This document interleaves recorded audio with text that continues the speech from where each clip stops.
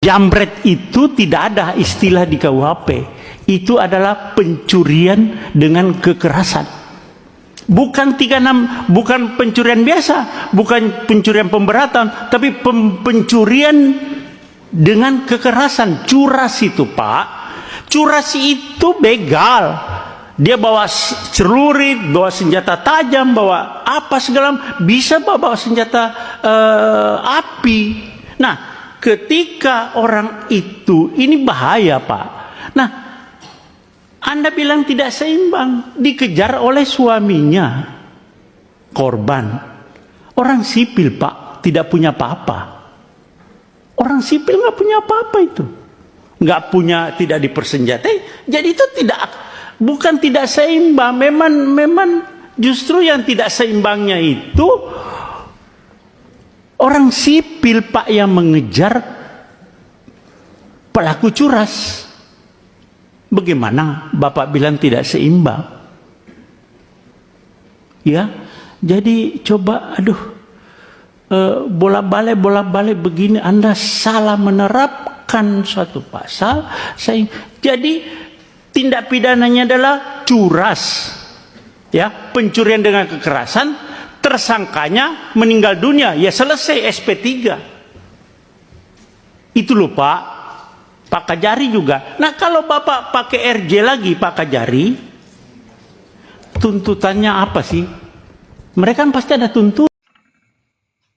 Membela keluarga, membela istri dari penjambretan, dipidanakan, jadi tersangka. Kok bisa?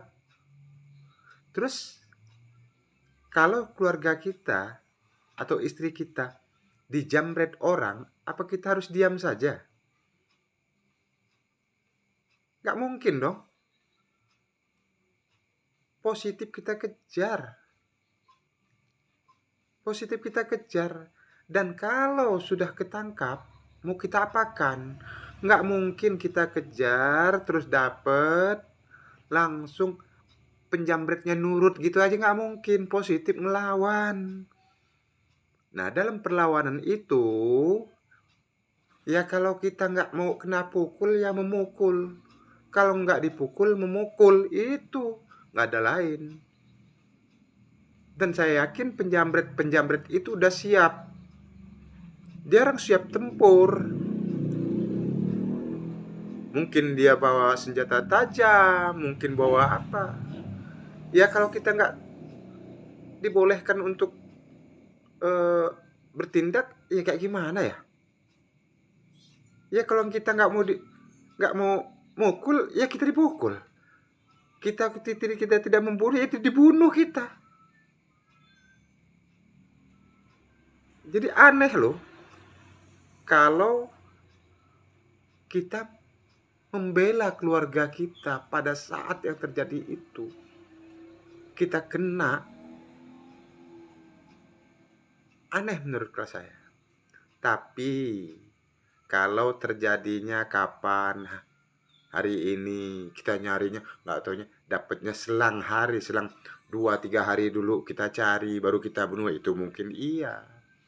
Tapi kalau spontan kita kejar waktu pas kejadian penjambretan itu, kita kejar dan dapat waktu itu, ya itu tadi. Kalau kita nggak mukul, ya dipukul. Ngelihat keadaan, ngelihat sikon waktu itu. Kalau menurut saya, ya nggak adil dong. Kalau kita membela keluarga kita terus Pelaku menjamret tas Arsita hingga motor yang dikendarainya sempat oleng. Saat itu Arsita juga sempat berteriak jambret. Namun kondisi jalan saat itu tak ramai pengendara. Melihat istrinya dijambret, sang suami Hogi Minaya tak tinggal diam. Ia berusaha membela sang istri dengan mengejar pelaku. Sempat terjadi kejar-kejaran hingga beberapa kali mobil Hogi dan motor pelaku bersenggolan. Pelaku kehilangan kendali lalu menabrak tembok hingga terpental. Kencangnya benturan membuat kedua pelaku terluka parah dan tewas di tempat. Polisi menyebut ada 2 perkara dalam peristiwa ini. Pertama, kasus penjambretan yang kemudian dianggap gugur karena 2 pelakunya tewas. Kedua, kasus kecelakaan lalu lintas yang menewaskan 2 pelaku jambret 2 atau 3 bulan setelah kejadian. Polresta Sleman menetapkan suami Arsita sebagai tersangka. Penyidik menilai suami Arsita. Nah loh, apalagi itu meninggalnya pelaku penjambretan itu karena nabrak tembok, bukan karena dibunuh secara langsung oleh oleh suami dari korban penjambretan. Nabrak tembok. Ya kalau menurut saya ya emang betul lah, selesai perkara. Masa suami korban yang mau jadi tersangka? Aneh ini.